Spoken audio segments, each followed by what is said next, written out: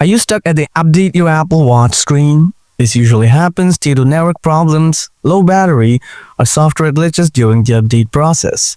But don't worry, in this video, I'll show you how to solve the stuck at update problem on your Apple Watch.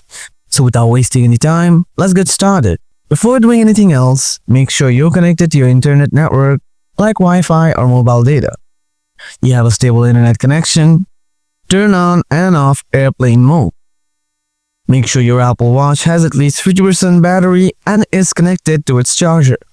Now follow these advanced solutions. Solution 1. Check storage. First, open up the Settings app on your Apple Watch. Scroll down a little bit. Tap on General. Check available space. If needed, delete some apps or media. Solution 2. Force restart Apple Watch.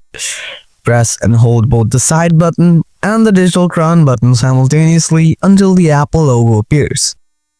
Now hold off and wait to restart. After restarting, try to update your Apple Watch again. Hope you stuck at the update your Apple Watch issue is solved. Hope you find this video helpful. If you have anything to ask, let me know in the comment section below. Thanks for watching. Catch you in the next video.